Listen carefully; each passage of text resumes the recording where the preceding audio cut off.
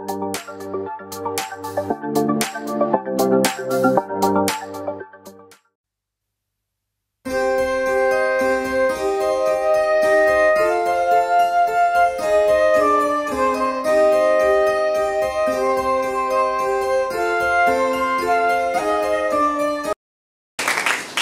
ते लोक परिस्थिती कशी का असेना पण देवावरती प्रेम करतात.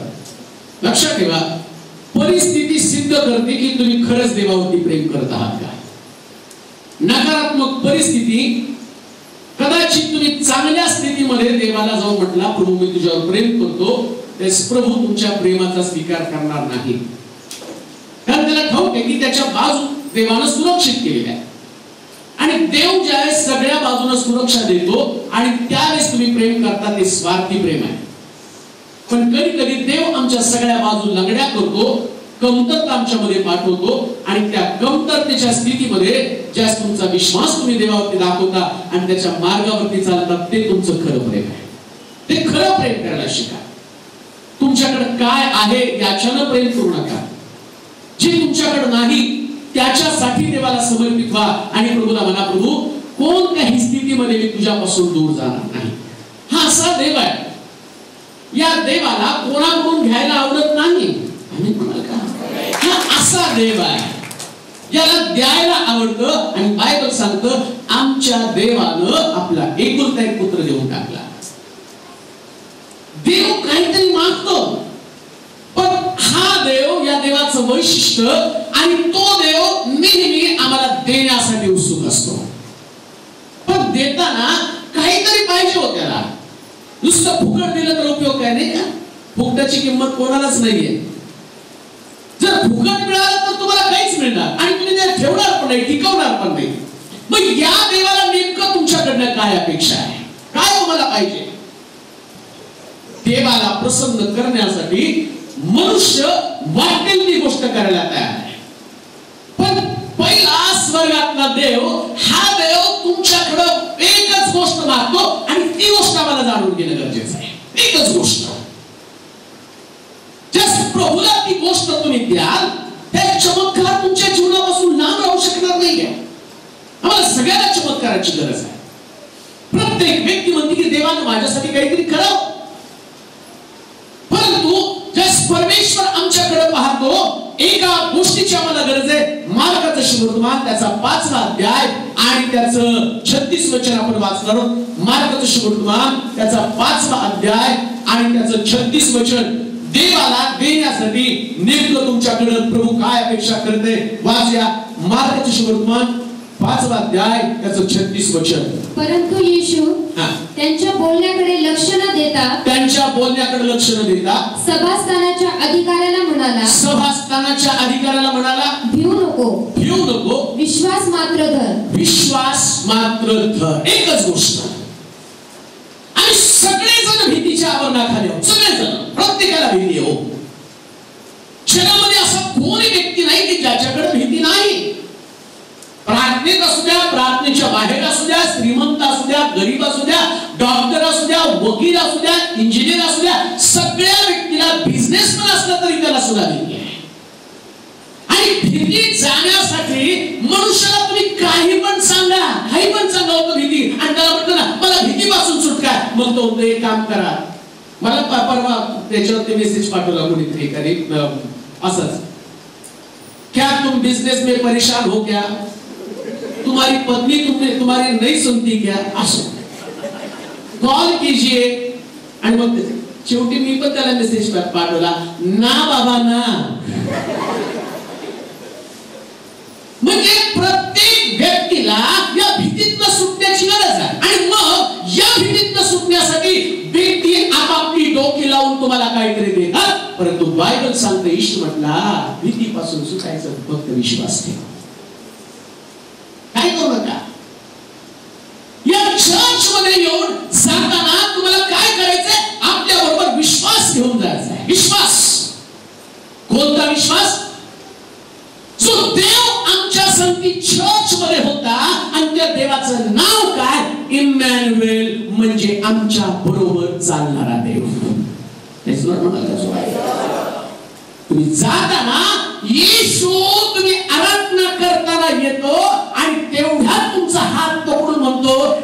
तुला सोडणार नाही, मी तुझ्या बरोबर चाललेलो आहे. देवाचे प्रिय लोक, या ठिकाणामध्ये याईराची मुलगी आजारी होती आणि तो त्याच्या मागे चालत होता. आणि त्याच्या वास्तवाच्या वचन तो चालत असताना काय लोक येऊन काय त्याला म्हटले वाचल्या त्या वचनामध्ये, परंतु येशू त्यांच्या बोलण्याकडे, त्याच्या अगोदरचं वचन ते काय म्हटले त्याला वाचते, तो हे बोलत आहे, तो हे बोलत आहे. इतक्यात सभास्थानाच्या अधिकाऱ्याच्या घरातून काही माणसे येऊन त्याला म्हणाले, आपली मुलगी मरण पावली. आता गुरुजींना त्रास कशाला देता? कधी तुम्ही येशूकडे येता, प्रीचिंग चालू आहे, संदेश चालू आहे, लोकांना आरोग्य मिळत आहे, जीवन बदलत आहे, साक्ष घडत आहे, बऱ्याच गोष्टी चांगल्या घडत आहे. तेवढ्या घरातले माणसे होतात, त्यांच्याकडे घडत आपल्याकडे कुठं चाललंय? कशाला व्यर्थ वेळ वाया घालून येशूला त्रास देतो? आपण घरी जाऊ आणि ते बोलत असताना काम देऊ नाही का? कदाचित तुम्ही अनेक दिवस या ठिकाणात येत असाल आणि तुमची परिस्थिती तुम्हाला सांगत असेल काही घडणार नाही, डॉक्टर सांगत असतील काही घडणार नाही, जिथं काम करतात त्या ठिकाणची परिस्थिती सांगत असेल काही घडणार नाही, काही घडणार नाही आणि काही घडणार नाही या शब्दाकडे तुमचे कान आहे का? घडवणाऱ्या येशूकडे तुमचा विश्वास आहे, जो म्हणतो होईलच होईल, होईलच होईल, होईलच होईल. म्हणून लक्षात ठेवा, येशू म्हणतो भिवू नको. कोणी पण तुम्हाला काय पण सांगू द्या, अजिबात घाबरायचं नाही, उलट तुम्ही हसा. त्यांनी कसं म्हटलं, आम्ही म्हणाल आपण सांगतो तुम्हाला लेकरू होणार, त्याला म्हणायचं तुला पाहिजे असेल तर मला सांग, मी प्रार्थना करेन, माझा येशू तुझ्यासाठी अद्भुत गोष्टी करेल. नकारात्मक परिस्थिती तुम्हाला विश्वास ठेवण्यासाठी भाग पाडते. जर परिस्थिती चांगली असेल तर तुम्हाला विश्वासाची गरज नाहीये. काय तुम्हाला विश्वास ठेवण्याची गरज आहे? तुमच्याकडे लेकर आहे तर मग तुम्हाला विश्वास ठेवण्याची गरज काय? तुमच्याकडे नोकरी आहे तर तुम्हाला आर्थिक बाबीवरती आणि विश्वास ठेवण्याची गरज काय? तुम्ही कर्जाच्या ओझ्याखाली नाही मग तुम्हाला विश्वास ठेवण्याची गरज काय? तुमची आर्थिक स्थिती हालाकीची आहे मग तुम्हाला विश्वास ठेवण्याची गरज काय? देव जाणून बुजून तशी परिस्थिती निर्माण करतो का तर आम्ही विश्वास ठेवावा. आणि आम्ही पाहतो पवित्र शास्त्रामध्ये जस्ट लाजरस त्या ठिकाणामध्ये आणि लाजरस मेल्यावर येशू तिथे गेला नाही. लक्षात ठेवा, एक गोष्ट ध्यानामध्ये घ्या, तुम्ही विश्वास ठेवले याच्यासाठी तुमचा विश्वास तोडणाऱ्या गोष्टी घडत असतात. तुमचा विश्वास तुटला जावा. एक वचन वाचा म्हणजे तुम्हाला समजेल. लुकाचं सुवर्तमान 8वा अध्याय त्याचं 12 वचन. लुकाचं सुवर्तमान 8वा अध्याय पहिली गोष्ट आपण वाचूया.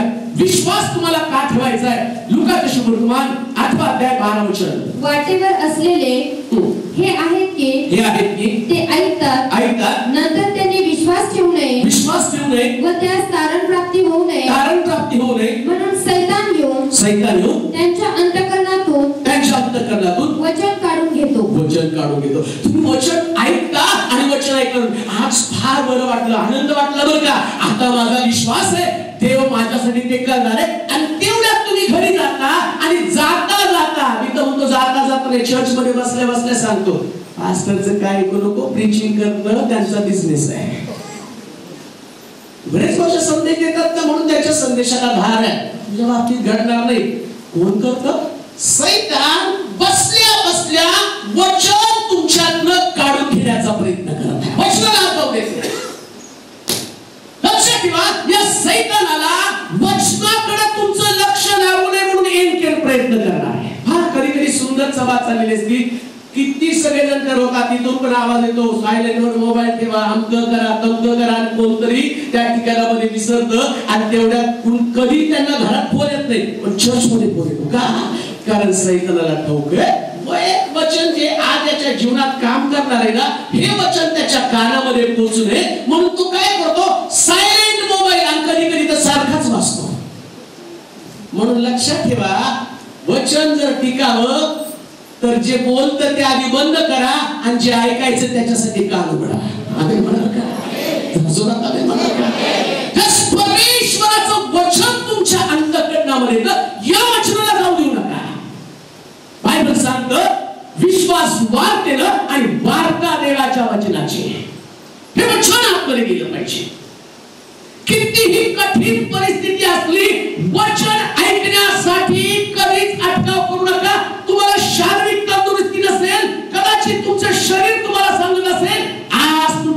मध्ये जास्त वेळ बसू शकणार नाही. आणि आपण जसं सुजाता माने सिस्टरने सांगितलं, मुलगा म्हटला जाऊ नको मग, मी तुला बसता येणार नाही. सैतानानं तिथं आधी जाळ लावून टाकलं होतं. जसं घरातल्या व्यक्तीने येऊन त्याला सांगितलं, काय सांगितलं की जाऊ नको, आता गुरुजीला त्रास देण्याची गरज नाही. तसंच कदाचित तुमच्या घरातली व्यक्ती तुमच्यासाठी सांगेल की विश्वासाची परिस्थिती नाही, परंतु त्या लोकांवर विश्वास ठेवण्याच्या ऐवजी जो विश्वासाचा उत्पादक आणि पूर्ण करणारा आहे त्यावरती विश्वास ठेवा. आणि तो विश्वास तुमचा मजबूत असला पाहिजे. वचन ग्रहण करण्यासाठी अंतःकरण उघडा.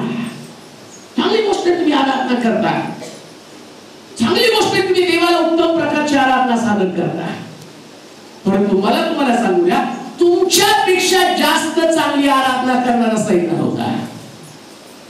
काही लोकांना तो आराधना करून येतो. बऱ्याच मीटिंगला मी गेल्यावर मला जाणवतं, वर्शिपची टीम असते, एवढी सुंदर आराधना करते, एवढं छान नाचते, इकडं शेंड्या तिकडं शेंड्या, इथं थोडी दाढी तिथं थोडी दाढी, कानात बाळी, आणि एवढं इथं कलर तिकडं, या बाजूला थोडस त्या बाजूला थोडं, सगळं सुंदर होतं. आणि वचन बोलायच्या टायमाला ते नाक तिकडं कुठं चहाच्या कॅन्टीनवर असते. कारण त्याला ठाऊक आहे, त्या लुसिफरला यांनी आराधना करून जसं देवानं स्वर्गात मला खाली टाकलंय तसं यांना खाली टाकणं गरजेचं आहे. म्हणून ते वर्शिप करतील, पण वचन मात्र ऐकणार नाही. बायबल सांगतं तो सैतान काढून घेत आहे. कळत पण नाही तो सैतान वचन ऐकू नये म्हणून त्याचं कान बंद करत आहे. त्याला माहितीये यांची उपासना करत असताना वचन जर त्यांनी स्वीकारलं तर त्यांचं जीवन ते शुद्ध बनवतील. वचन स्वीकारलं त्यांचं जीवन पवित्र करतील. वचन स्वीकारलं तर त्यांच्यामध्ये बदल होईल. वचन स्वीकारलं तर त्यांच्यामध्ये परिवर्तन होईल. पण वचन जर त्यांच्यामध्ये नसेल तर ते विश्वासाच्या अभावी पडतील. आणि म्हणून देवाच्या लोकांनो, विश्वास नसणं ही गोष्ट फार कठीण गोष्ट आहे. वाचूया एक वचन. जर वचन स्वीकारलं नाही, विश्वास स्वीकारला नाही, योहानाचं शुभवर्तमान 8 अध्याय 24 वचन वाचूया. योहानाचं शुभवर्तमान 8 अध्याय 24 वचन. सैतान तुम्हाला विश्वास का ठेवू देत नाही किंवा वचन काढून घेण्याचं कारण काय? का त्याला वाटतं तुमच्यातलं वचन निघून जावं? योहानाचं शुभवर्तमान 8 अध्याय 24 वचन. मी म्हणून तुम्हाला सांगितले की, म्हणून मी तुम्हाला सांगितलं की तुम्ही आपल्या पापात मराल. तुम्ही आपल्या पापात मराल. कारण मी तो आहे असा विश्वास तुम्ही न धरल्यास तुम्ही आपल्या पापात मराल. काय करेल हो? विश्वास नसला तर, विश्वास नसेल तर मरणार नक्कीच. जो विश्वास ठेवत नाही तो मरणार आहे.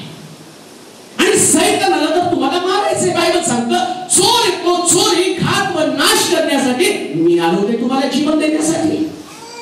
सैतानाला वाटतं तुम्ही मरावं, सैतानाला वाटतं तुमची सुटका होऊ नये, सैतानाला वाटतं की तुम्ही बंधनामध्ये राहावं, त्याला वाटतं तुम्ही निराशेमध्ये राहावं, त्याला वाटतं तुमच्या डोळ्यामध्ये अश्रू असावे, त्याला वाटतं तुम्ही कुरकुर करावी, त्याला वाटतं तुम्ही दरिद्री असावं, त्याला वाटतं तुम्ही वांझ असावं, त्याला वाटतं तुमच्या घरामध्ये पीडा असाव्या, त्याला वाटतं तुमच्याकडे नोकरी नसावी, त्याला अनेक प्रकारचे प्रश्न तुमच्या जीवनामध्ये ठेवायचे. आणि या प्रश्नाला आणि तुमच्या जीवनात ठेवण्यासाठी त्याचं एकच हत्यार, आणि ते हत्यार कोणतं? तुम्ही वचन ऐकू नये आणि तुमच्यामध्ये विश्वास निर्माण होऊ नये. तो विश्वास तुमच्यातला काढून घेण्याचा प्रयत्न करत आहे. सगळ्यात मौल्यवान वस्तू, सगळ्यात मौल्यवान गोष्ट कोणती असेल तर तुमच्यातला विश्वास. आणि लक्षात ठेवा, ज्या व्यक्तीमध्ये विश्वास नाही तो मरणार आहे. विश्वास ही तुम्हाला जीवन देणारी गोष्ट आहे. विश्वास ही तुम्हाला सुटका देणारी गोष्ट आहे. आणि बायबल आम्हाला शिकवतं विश्वास नसणं हे सगळ्यात मोठं पाप आहे. आज जर तुमचा विश्वास नाही, तुम्ही पाप करता, तुम्ही प्रार्थना करता, दरवेळी तुम्ही चर्चला येता, तुम्ही आराधना करता, तुम्ही उपासना करता, सगळं काही तुम्ही करता. आणि ते करताना सैतान म्हणतो आराधना कर, पाळत म्हणते तर वचन ऐक, बायबल पण घेऊन जा, मोठं बायबल घेऊन जा, घरी गेल्यावर बायबल वाच, आणि रात्री झोपताना प्रार्थना कर, सकाळी उठल्यावर प्रार्थना कर, आणि देवाची गीत गा, मोबाईल मध्ये गाणे असू दे आणि टीव्हीत गाणे असू दे, सगळीकडे गाणे असू दे, सगळं कर, पण विश्वास ठेवू नको बरं का. त्यांच्याकडे दाखवले ते बघा माझ्या मोबाईल मध्ये बायबल,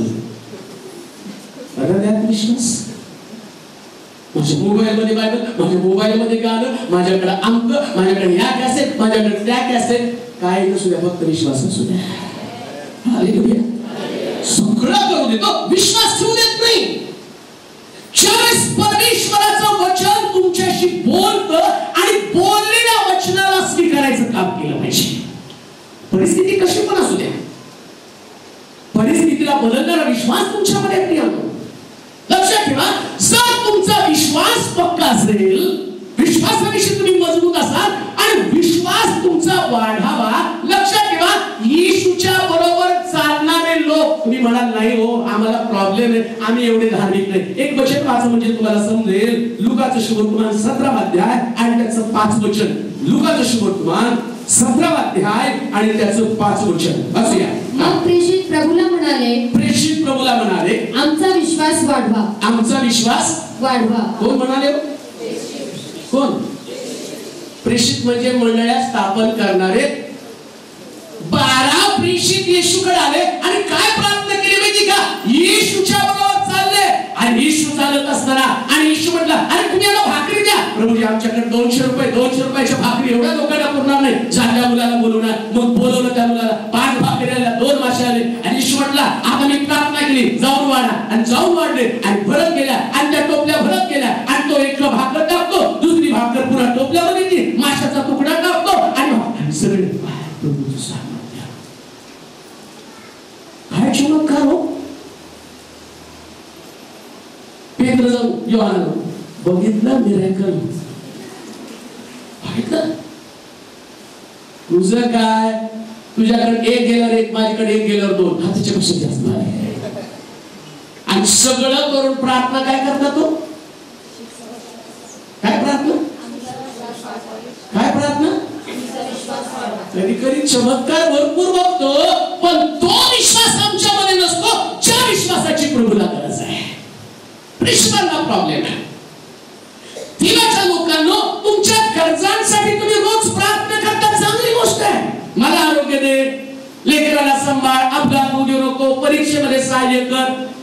सगळ्या गोष्टीसाठी पोपटपंची प्रार्थना, बडबड गीत, रोज उठून तीच प्रार्थना, रोज उठून तीच प्रार्थना. किती लोक रोज देवाला प्रार्थना करतात, देवा माझा विश्वास वाढव, लिफ्ट माय फेथ,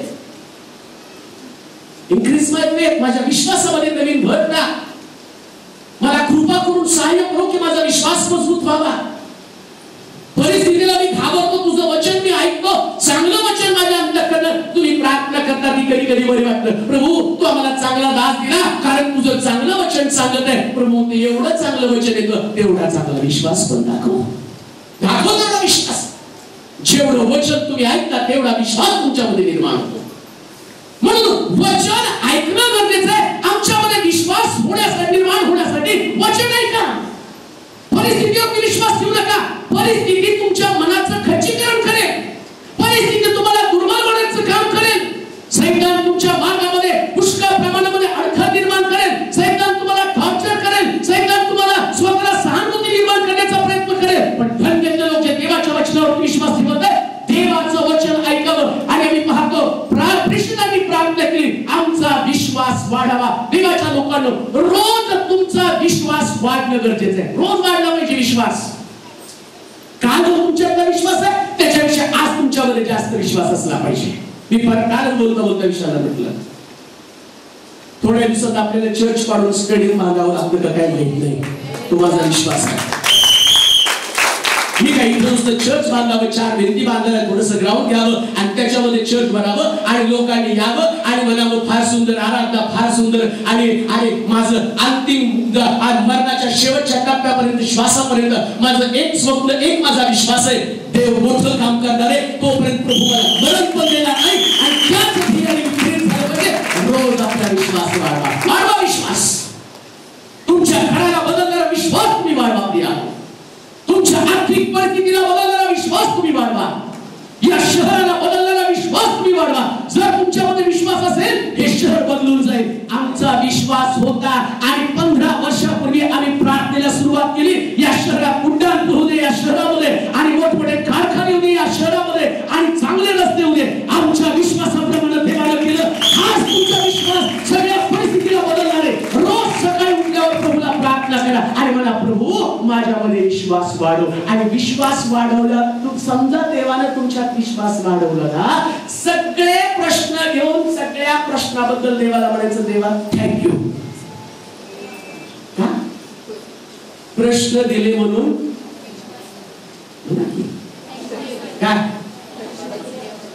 कशामुळे?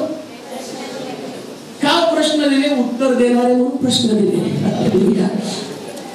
तुमचं बुद्धिमत्ता, तुमची बौद्धिक पातळी तपासावी आणि ज्याच्यावर देवाचा विश्वास जास्त आहे ना त्याला जास्त प्रश्न आहेत. काय म्हणते ना अ ब कड ते सांगतात की तो डी ग्रुप जो आहे तो हुशार विद्यार्थ्यांनी सोडायचा आणि जे बचड्याची व्या सोम्या गोम्या आणि त्यांनी ए बी सोडून 35 घेऊन बाहेर पडा. देवाच्या लोकांना आम्ही डी ग्रुपचे प्रश्न सोडवणारे लोक असले पाहिजे आणि देवाला प्रार्थना करा आमचा विश्वास वाढवा. आमचा विश्वास कधी सुद्धा प्रश्नाला घाबरून. आता त्या मुलीने साक्ष सांगितले कधीच हातात येऊ दे नको, शास्त्र येऊ दे हातामध्ये. हा तुझ्या विश्वासाचा प्रश्न आहे. ही परिस्थिती यासाठी झाली तुला चारी बाजूने तेच ऐकायला की काही घडणार नाही, काही घडणार नाही. ही परिस्थिती आहे पण घडणार परिस्थिती बदलणं हे तुझ्या विश्वासावरती अवलंबून आहे आणि तू विश्वासानं पाहायला सुरुवात कर. काय देवाने जसं अब्रामाला सांगितलं आकाशातले तारे मोज, आकाशातले तारे मोजावेत अशी परिस्थिती नव्हती. अब्राम या स्थितीमध्ये होता की त्याच्या शरीरातली हाडं तो मोजू शकला असता कारण तो 100 वर्षाचा म्हातारा झालेला आहे आणि 100 वर्षाचा म्हातारा आपल्या शरीरातली हाडं मोजू शकत नाही. त्याची हाडं आणि त्याच्या तोंडावरच्या या घोमड्या त्यावर आलेले, त्याचे डोळे त्या डोळे आत गेलेले, या ठिकाणची हाडं वर आली, त्याच्या पगड्या दिसत असतील, त्याच्या हातातली बोटं पण दिसत असतील. एक 100 वर्षाचा म्हातारा. पण परमेश्वर त्याला सांगतो माझ्यावरती विश्वास आहे ना मग आकाशातले तारे मोज. घरात किती प्रश्न आहे मोजू नका, आकाशातले तारे मोजा. आकाशातले तारे हे तुमच्यासाठी अभिवचन आहे आणि त्या अभिवचनाप्रमाणे तो म्हणतो हे तारे मोजता येत नाही, तो विश्वास ठेव या ताऱ्यापेक्षा तुझा देव मोठा आहे आणि त्याच्यापेक्षा मोठं कार्य तुझ्या जीवनामध्ये घडवणार आहे. देवाच्या लोकांनो विश्वास वाढवा याच्यासाठी प्रार्थना करा. वाढवा तुमच्या प्रार्थना, वाढवा तुमचा विश्वास. कालच्या तुमच्या विश्वासामध्ये आणि आजच्या तुमच्या विश्वासाच्या पातळीमध्ये कमतरता आहे का? कारण झालेल्या दिवशी जो तुमचा विश्वास होता त्या विश्वासात तुम्ही जास्त वाढला का आता तुमचा विश्वास कमजोर आणि कमकुवत होत चाललेला आहे? देवाला तुमच्या ताकदीप्रमाणे देण्यामध्ये मजा येत नाही, देवाला त्याच्या ताकदीप्रमाणे द्यायला तुम्हाला मजा येईल. माझ्या डोक्यावर जर कोणी म्हटलं तर मला आता 10 किलो ओझं नको वाटतं. समजा माझ्यापेक्षा एक बिल्डर विशाल सारखा व्यक्ती तो विशाल आहे आणि त्याला म्हटलं की पास्टरला जरा मोठी पिशवी दे बक्षीस. विशाल काय 5 किलोच्या नाही का? तो त्याच्या ताकदीप्रमाणे मोठी पिशवी आणणार आहे. देवाला तसंच आहे हो. देव तुमची कुवत पाहत नाही आणि सगळ्यात मोठी गोष्ट कोणती माहिती का? ज्यास देव देतो ना तर ताकद पण वाढवतो, ताकद पण वाढवतो. सारा ज्यास प्रभू त्या अब्रामाशी बोलत होता ना म्हटलं अब्रामा आता तुला मुलगा देणार आहे. आणि बायबल सांगतं सारा दाराच्या पाठीमागे पहा विश्वास जो आहे ना ते घरातले लोकच तोडतात. कोण तोडतात? तो विश्वास तुम्हाला बाहेरून तोडणार नाही, कामाच्या ठिकाणी कोणी तोडणार नाही. विश्वास कोण तोडणार माहिती का? तुमच्या परिवारातले लोक. जिथे तुम्ही काम करता तो पण परिवार आहे.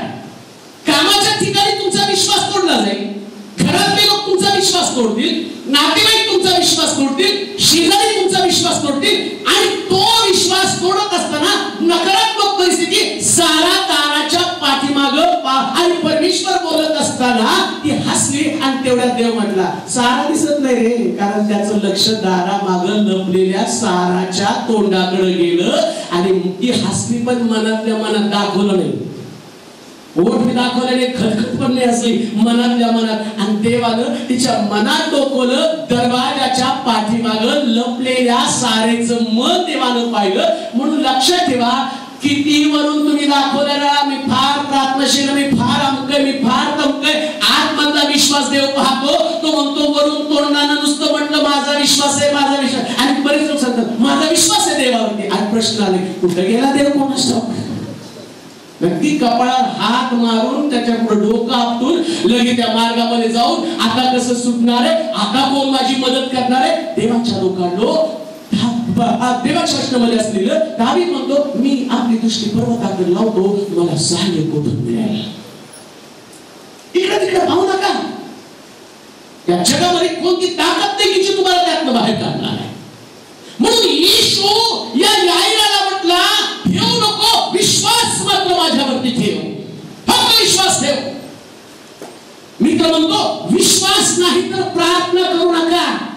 4 तास प्रार्थना केल्याने 1 मिनिट विश्वास ठेवता येत नाही. 10 दिवस उपवास करतील पण एक आणि क्षण विश्वास ठेवणं कठीण जातं. विश्वास ठेवण्यासाठी तुमच्यामध्ये त्या प्रकारची कुवत निर्माण होणं गरजेचं आहे. ती कुवत निर्माण होऊ द्या. विश्वास ठेवा. जर विश्वास ठेवला नाही तर तुमच्या जीवनामध्ये मोठी समस्या निर्माण होणार आहे. आणि बायबल सांगतं, तुम्ही मरणार का? तुमचा विश्वास तुम्हाला मारून टाकणार आहे. तुमचा विश्वास. का लोकांना आत्महत्या करायची वाटते? का लोक दुर्बल बनत चाललेले आहेत? का लोक अशक्त बनलेले आहेत? का त्यांच्यामध्ये निराशा येत आहे? का त्यांना वाटतं जीवन संपवावं? का त्यांना वाटतं आता काही शिल्लक नाहीये? याचं कारण त्यांच्यामध्ये विश्वास नाही. पण जो विश्वास ठेवतो, बायबल सांगतं, तो मृत्यूछाईच्या दरीतून जात असला तरी अविश्वास निघणार नाही. विश्वास आहे ना तुमचा? जर तुमचा विश्वास आहे तर शेवटच्या टप्प्यापर्यंत कधी सोडू नका. पहिले सांगितलं, पुन्हा मी तुम्हाला सांगेल, चमत्कार हा गळा आणि सुरी यांच्यामध्ये लपलेला आहे. चमत्कार कुठे असतो? गळा आणि सुरी यांच्यामध्ये असतो. दुसरीकडे सापडणार नाही. सुरी जोपर्यंत गळ्यापर्यंत येत नाही आणि गळ्याला लावत नाही तर चमत्कार घडणार नाही. कधी आम्ही सुरी पाहिली तरच गपणार. अजून लागायचं नाही, गळ्यापर्यंत गेलं, सुरी बघितल्या आता काय खरं नाही, देव विसरून गेला आणि देव काय माझं ऐकत नाही. अहो, कसला तुमचा विश्वास आहे? सुरी गळ्यापर्यंत येईपर्यंत तुम्ही विश्वास ठेवा. परमेश्वर तुमच्यासाठी महत्कृत्य करेल. आणि म्हणून विश्वास न ठेवणारा व्यक्ती आणि त्याचा बचाव होणं शक्य नाही. आणि बायबल सांगतं, माझा नीतिमान विश्वासानं वाचेल. तो नीतिमान. कोण नीतिमान आहे? जो विश्वास ठेवतो तो नीतिमान आहे. कर्मकांड करणारा व्यक्ती नाही. तुम्ही देवाला त्या आणि कोंबडीचं अर्पण दिलं किंवा त्या ठिकाणामध्ये बोकडाचं अर्पण दिलं म्हणजे तुमचा देवावरती विश्वास आहे असं होत नाही. मरणारा तो मरतो बिचारा. कोण? ती कोंबडी मरती, बकरा मरतं. आणि त्याचा तुमचा देवावर विश्वास आहे म्हणून तुम्ही अर्पण करत नाही. तुमचा विश्वास देवापेक्षा जास्त सैतानावर आहे. नाही का? अमावस्या पौर्णिमेला लोक जाऊन कापतात. का? त्याला बोकड कापलं की थंड होतो. पण देवावरती विश्वास ठेवा, ज्याच्यामध्ये ताकद आहे, ज्यानं मरणाला हरवलेलं आहे, ज्यानं सैतानाला हरवलं, त्याच्यावरती विश्वास ठेवा. त्यानंतर आणखी एक गोष्ट वाचूया. योहानाचं सुवर्तमान 6 अध्याय 69 वचन. आणि आम्ही विश्वास ठेवला आहे व ओळखले आहे की देवाचा पवित्र तो पुरुष आपण आहात. जो विश्वास ठेवतो तो देवाला ओळखतो. जर तुमचा देवावरती विश्वास आहे तर देवाला ओळखा. विश्वास ही तुमची ओळख आहे. काय कशा पद्धतीने तुम्ही देवाला ओळखत आहात? ठाऊक देऊ नये का? बायबल सांगतं, ज्याचा विश्वास आहे तो देवाचा देव पण ओळखतो. आणि देव या शब्दाची व्याप्ती इतकी मोठी व्याप्ती आहे की देवाला मर्यादा नाही. तो सायन्स, तो हिस्ट्री, त्याचप्रमाणे तो जिओग्राफी याच्या पलीकडचा देव आहे. तो भौगोलिक परिस्थिती कशी आहे, शारीरिक परिस्थिती कशी आहे, तुमचा सिद्धांत काय, तुमची आणि कौटुंबिक हिस्ट्री काय, तुम्ही कसल्या प्रकारच्या लोकांमध्ये का, तुम्हाला आणि तुमच्या घराण्यापासून कोणते आजार आले, वाडवडिलांपासून कोणते शाप आले, तुमच्या वाडवडिलांमध्ये कुठल्या प्रकारचे आणि समस्या होत्या, कोणता आजार पण तुमच्या आणि पिढीमध्ये होता, याचा विचार करणारा देव नाही. देव तो देव आहे आणि तो हिस्ट्री निर्माण करणारा देव आहे. म्हणून देवाला ओळखा. काय देवाला ओळखायचे? देव माझ्या घराण्याची पुनर्स्थापना करेल. कोणत्या स्थितीमधून तुम्ही आहात? काय बॅकग्राऊंड आहे तुमच्या घराण्याचं? तुमचं घराणं कुठल्या प्रकारच्या प्रेशर खाली? पवित्र शास्त्रामध्ये सांगितलं, प्रत्येक घराण्याला एक शाप घेऊन ते जन्माला आलेला आहे. प्रत्येक घराण्याला एक शाप आहे. कारण आम्ही पाहतो निर्गमाच्या पुस्तकामध्ये म्हटलं, जो कोणी यातली एकही आज्ञा मोडेल त्याच्या 3 पिढ्या मी शापित करेल. आमच्या वाडवडिलांच्या पूर्वजांनी अनेक प्रकारच्या देवाच्या आज्ञा मोडलेल्या आहेत आणि त्यांनी मोडलेल्या आज्ञा आणि त्या आज्ञेची शाप आता मी भोगत आहोत. त्या शापाच्या आधिपत्याखाली आम्ही चालत आहोत. का? कारण त्यांनी देवाच्या शास्त्र सांगतं तेच शाप घेऊन आम्ही जन्माला आलो, तेच शाप घेऊन आम्ही जातो. आणि कधी कधी डॉक्टरकडे गेल्यावर डॉक्टर पहिले हिस्ट्री विचारतात, तुमच्या घरात कोणाला डायबिटीस होता का? कधी आमच्या वडिलाला होतं, तुमच्या वडिलांकडनं त्याला चक्कर आली म्हणून डॉक्टरकडे गेला. काय तुमच्या घरात कोणाला बीपी होता का? हो, त्या बीपी होता. तुमच्या घरात कोणाला हार्ट अटॅक आला का? अटॅक आला जाता. होय, आमच्या घरामध्ये सगळ्याला सिव्हिअर अटॅक आला. मग डॉक्टर म्हणतो तुम्ही पण सांभाळा, तुम्हाला पण सिव्हिअर अटॅक येण्याची शक्यता आहे. आणि पवित्र शास्त्र, आणि तो व्यक्ती त्या दिवसापासून एकदम पावलं दबकत टाकलं जातो. प्रार्थना तर चालेल पण पावलं दबकत.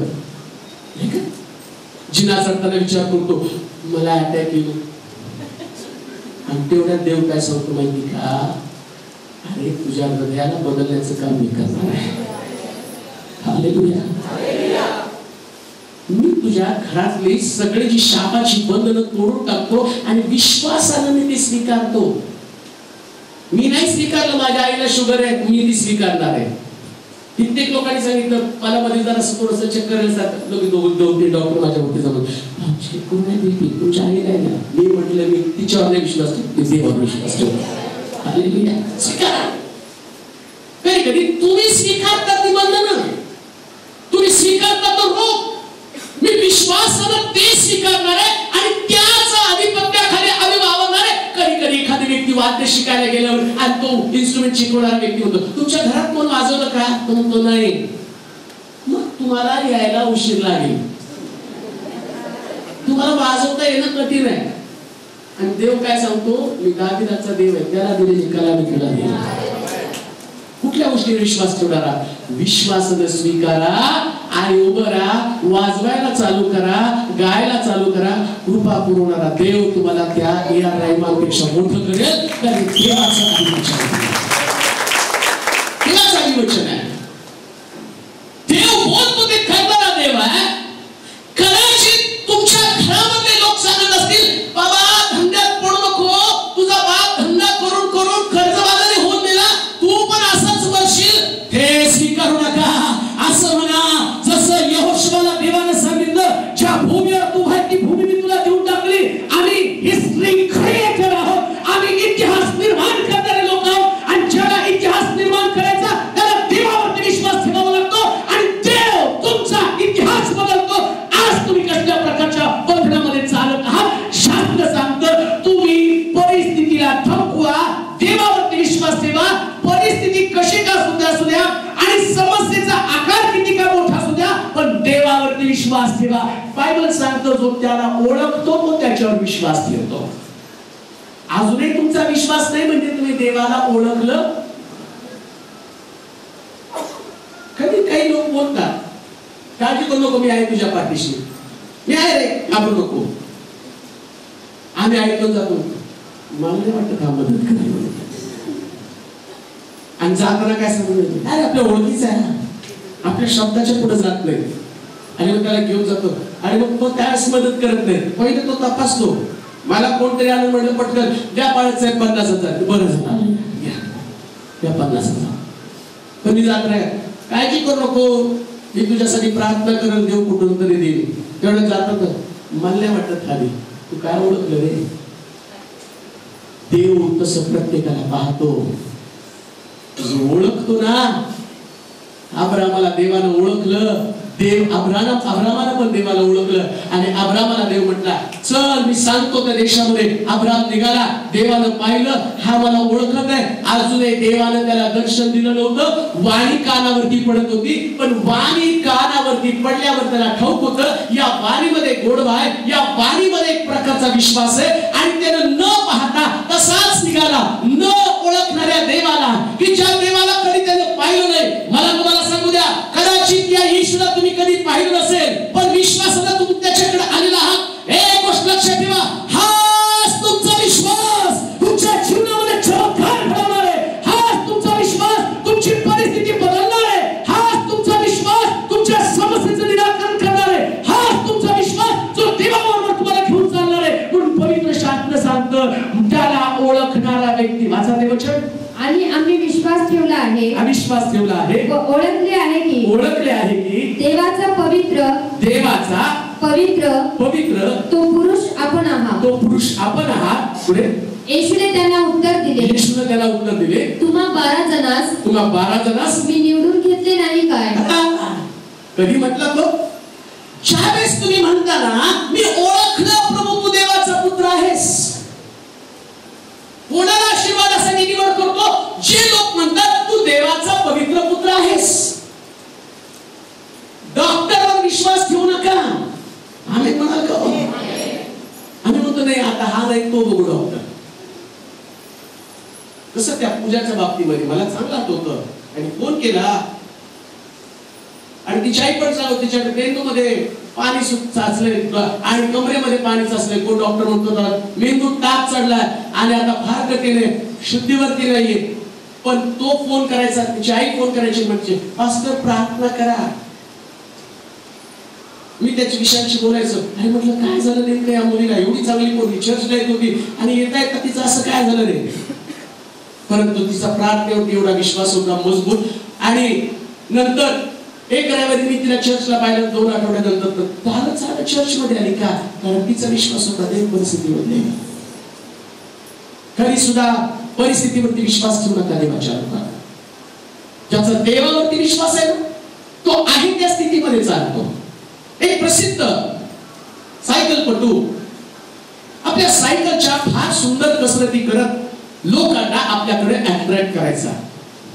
आणि त्याची सगळ्यात मोठी कसरत जी लोकांना भुरळ घालणारी होती, आणि त्या दोरीवरती त्याची सायकल तो आरामशीर चालवायचा.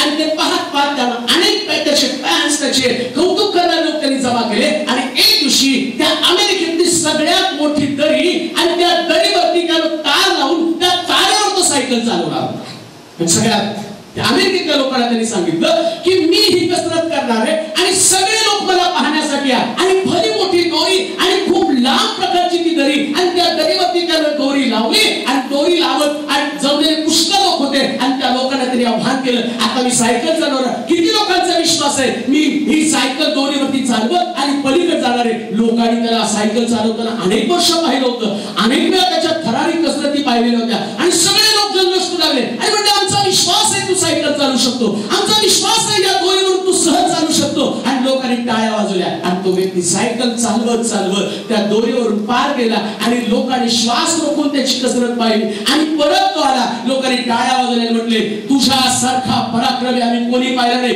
तो पण जल्लोष मध्ये आला. आणि तो म्हटला आता तुमचा विश्वास आहे का? मी माझ्या पाठीवरती 50 किलोचं ओझं घेऊन या दोरीवरून पलीकडे जाणार. सगळे टाळ्या. आमचा विश्वास आहे. आपण पाहिलं. तेवढ्या त्याने विचारलं, असा कोण तुमच्यामध्ये व्यक्ती जो माझ्यावरती विश्वास ठेवतो, जो माझ्या पाठीवरती बसेल आणि मी त्याला घेऊन तिकडे जाईल? सगळे खाली जाऊ.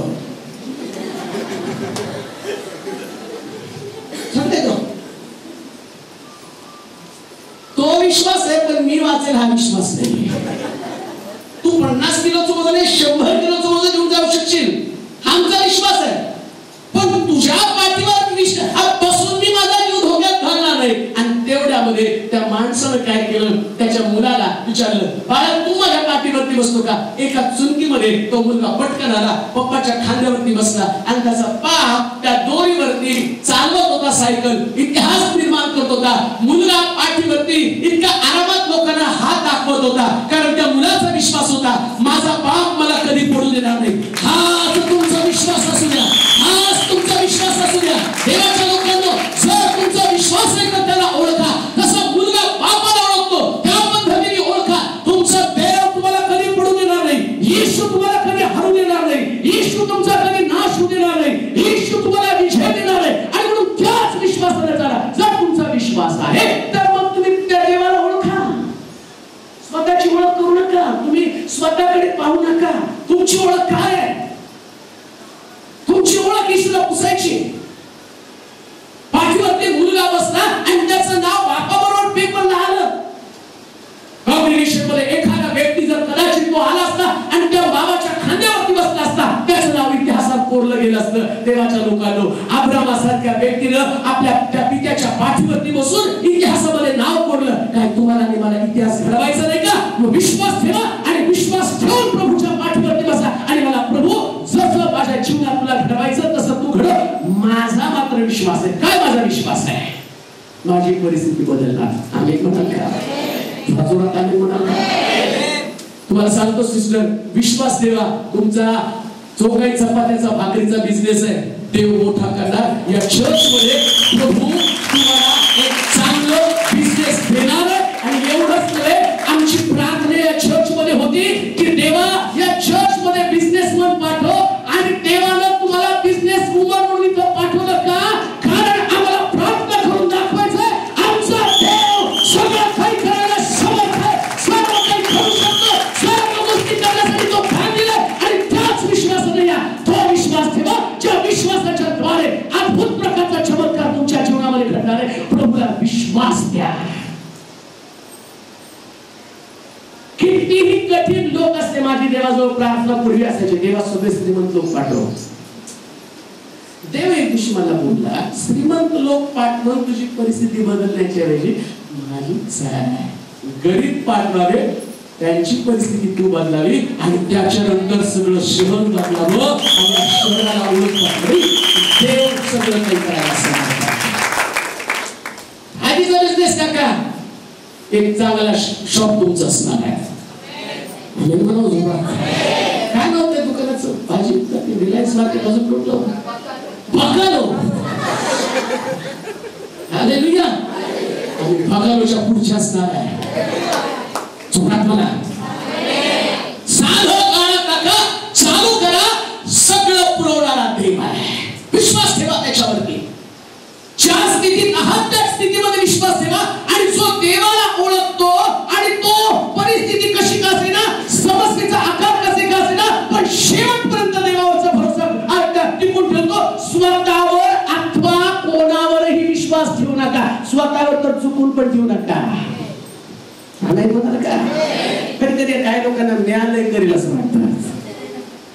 कधी कधी सांगतो ना, मला ओळखलं नाही रे. ओळखलं रे भाऊ, चांगलं ओळखलं तुला, तू काहीच करू शकत नाही. आणि ज्या दिवशी मोशे सगळं काही करत होता ना, त्या मोशेला कळलं मनगटावरती मी विजय मिळवेल. आणि तिथं असं लिहिलं, त्यानं मुकांना मला मारलं. आणि मारल्यावर सगळे लोक ते म्हटले काय मोशे भारी. आणि ज्यास मोशे परत मारामाऱ्या सोडवायला गेला, एकला ओळखत नाही, त्याला मारलं जसं मला मारतो का असं सांगून पळवला, रानात गेला. 40 वर्षाचा असताना रानात गेला.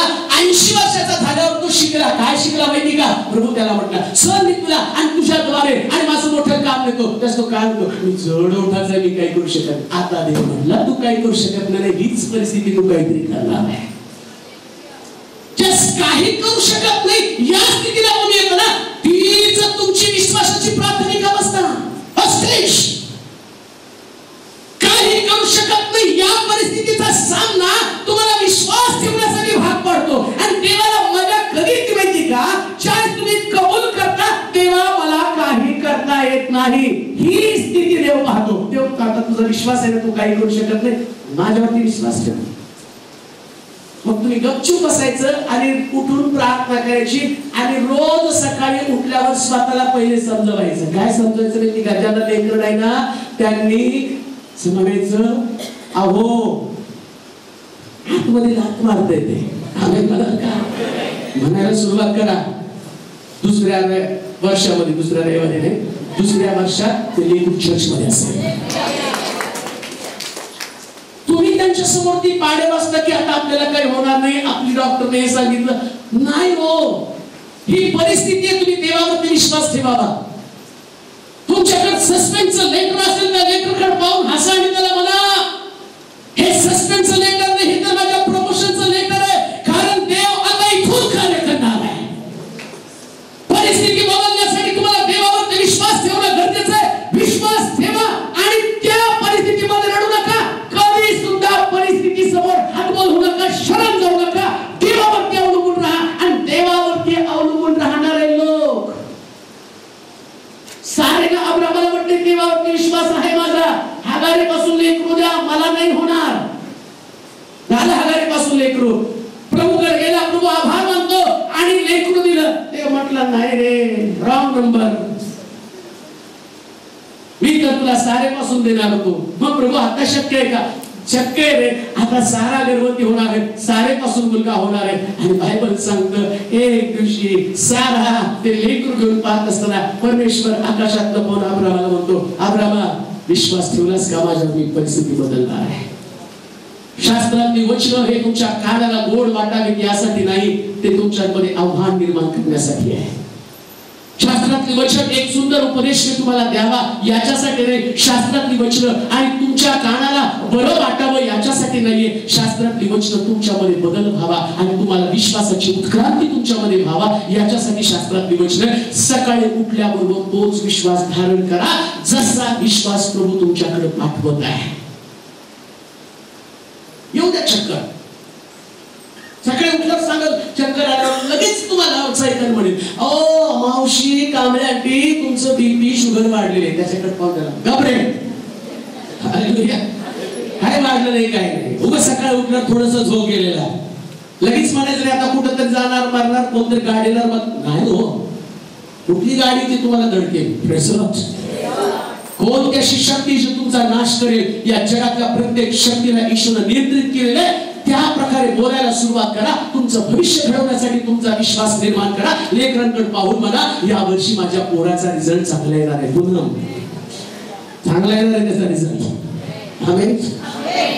काय त्याच्याकडे बघू नका. मी नेहमी सांगतो, याच्याकडे त्याच्या बुद्धिमत्तेकडे पाहण्याच्या ऐवजी येशूची कृपा करून त्याच्याकडे पहा. आणि एवढं चर्च तुमच्यासाठी प्रार्थना करतात. जसं त्या सिस्टरनं सांगितलं, डॉक्टर तर महिने 6 महिने चालणार नाही, ते काय त्याला 6 वर्ष बसवलं असतं घरी. पण जर प्रार्थना आहे तर 6 महिन्याचं काम 6 दिवसात पण करणार आमचा देव. तो विश्वास ठेवा. त्या विश्वासाप्रमाणे चाला, त्या विश्वासाप्रमाणे बोला. म्हणून येशू त्या यायराला म्हटला, त्यांचं ऐकू नको, विश्वास मात्र ठेव. या लोकांचं ऐकू नको, तुझ्या घरातल्या लोकांचं ऐकू नको. आणि त्याची परिस्थिती खरी होती. यानाची मुलगी मेली होती. याईर मेलेल्या मुलीकडे रडण्यासाठी गेला नाही, तसाच येशूच्या मागे चालू लागला. त्याची मुलगी घरामध्ये पडली म्हणून तेवढ्यात म्हणला, येशू जाऊन येतो रे बाबा, बायको एकटी रडत असेल, आता जाऊन तिच्या डोळ्यातले अश्रू बोलतो रडू दे तिला. जे घरात रडतात त्याला रडू द्या, रडणाऱ्यावरून तुम्ही रडू नका. त्यांना रडायचं रडू द्या. आणि मी तर म्हणतो त्यांना घरात रडत सोडून तुम्ही चर्चला या. कारण देवाला तोच तुमचा विश्वास पाहायचा ज्या विश्वासाच्या द्वारे देव अद्भुत करणार आहे. देवाचे प्रिय लोक, फक्त प्रभूला विश्वासाची गरज आहे. तो विश्वास घेऊन जर तुम्ही प्रभूकडे आला ना, मन कृत्य चमत्कार तुमच्यापासून कधीच लांब नाही. मला चांगला आठवतं, एक तरुण पुढे चर्च मध्ये आला आणि आल्यानंतर एक 3-4 आठवड्याकालची गोष्ट आहे. परिवारामध्ये काही क्लॅशेस, संघर्ष झाले. त्यामुळं पती पत्नीमध्ये मोठा संघर्ष, खटके उडाले. आणि तेवढ्यामध्ये तो पती सोडून निघून गेला. पोलीस कंप्लेंट वगैरे बरीच काही झाली. आणि त्यावेळेस ती मुलगी त्याला सांगू लागली की बाबा, आपल्या घरात, आमच्या घरात असं असं झालं. तो म्हणला, चल चर्चला आहे तो सचिन, त्याला जाऊन भेटा तुम्ही बाहेर नंतर. आणि तेवढ्यामध्ये तिथे चर्चमध्ये ते आले. आणि आल्यानंतर देवाच्या आत्म्यानं नेमकं त्या मुली संबंधानं दाखवलं की तुझ्या कुटुंबामध्ये संघर्ष झालं, तुझं कुटुंब तुटण्यास आलेले आणि देव तुझ्या कुटुंबाची पुनर्बांधणी करणार आहे. आणि त्या पोरीनं इतकं सहजतेने ते वचन स्वीकारलं. घरी जाऊन आईने सांगितले, मम्मी आता आपण परत सगळं काही पूर्वीसारखं होणार आहे. तिने वडिलांना फोन कर. आणि फोन केल्यावर ते दोघं एकत्र आले. का? हाच विश्वास काम करतो. हा विश्वास काम करतो. ही सत्य घटना आहे. मला त्या घरात प्रार्थनेला गेल्यावर कळालं की देवानं ते काम केलेलं आहे. तुम्ही जसा विश्वास ठेवता तसं काम घडलं जातं. त्याच विश्वासानं करा. आज किती लोकांशी देव बोललेला आहे. काही लोकांच्या मनक्यामध्ये प्रॉब्लेम आहे, विश्वासानं स्वीकारा. तुम्हाला असं वाटतं आमच्यासाठी देवाला प्रकट केलं आरोग्यकारी.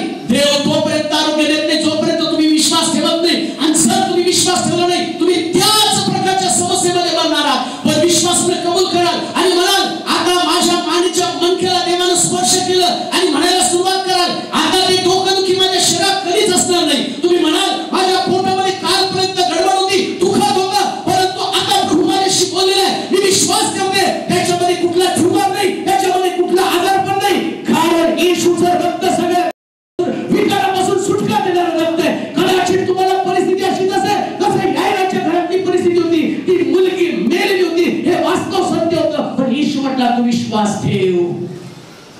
तुमची घरची परिस्थिती तशीच असेल, तुमची शारीरिक परिस्थिती तशीच असेल, तुमची कौटुंबिक स्थिती तशीच असेल, तुमची कोर्टातली केस तुम्हाला कसं सांगत असेल हे घडू शकत नाही, पण जर तुमचा विश्वास असेल, बायबल सांगतं विश्वास ठेवणारा मरणार नाही, संपणार नाही. जर तुमचा विश्वास नसेल तर तुम्हाला त्या मरणापासून अडवायला कोणी सुद्धा समर्थ नाही. हा तुमचा विश्वास आहे. या विश्वासाला वाढावं म्हणून प्रार्थना करा. म्हणून प्रेषित येशूकडे जाऊन म्हटले, प्रभू आमच्यामधला विश्वास वाढव. देवाच्या लोकांनो, अनेक चमत्कार तुमच्या दारामध्ये येऊन थांबलेले आहेत, त्यांना आत यायचंय. तुमची उत्तर तुमच्या दाराच्या बाहेर आहे, त्यांना आतमध्ये यायचे. प्रॉब्लेम एकच आहे, तुम्ही आतल्या परिस्थितीवरती विश्वास ठेवता का बाहेर लपून थांबलेलं उत्तर त्यावरती विश्वास ठेवता. आतल्या परिस्थितीला पाहून तिच्याकडे दुर्लक्ष करा.